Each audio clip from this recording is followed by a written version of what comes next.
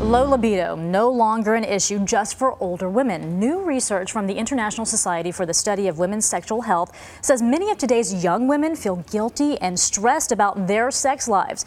Now, another study published in Obstetrics and Gynecology magazine found that, listen to this, 1 out of every 10 women between the ages of 18 and 44 experiences low libido.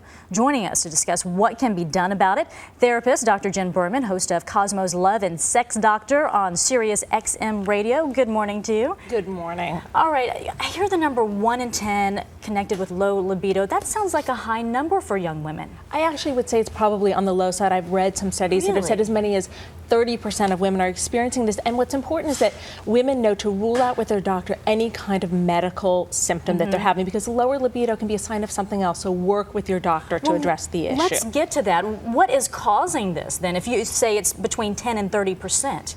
Well, there's so many different factors. There's the physiological and there's the emotional. And right now, we're in a tough economy. We're under a lot more stress. People are having more conflicts in their relationship. So there is more depression. Depression is a libido killer. And then not to mention that antidepressants can also kill a libido.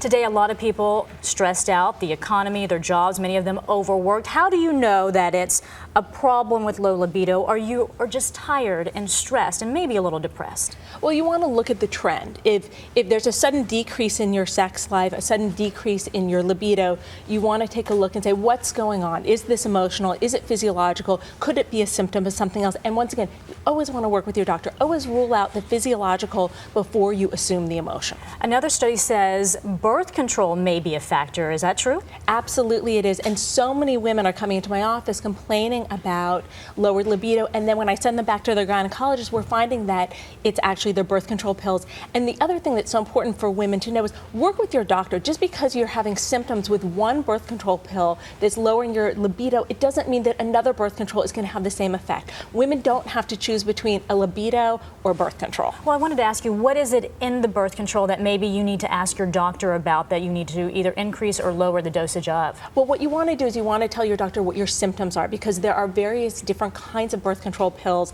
with such a range in hormones, and you really want your doctor to be making that decision for you. All right, so let's get to the big part of this. How do you increase a person's libido if they are suffering from this? Well, if it's not this is a family show, so let's not get too graphic.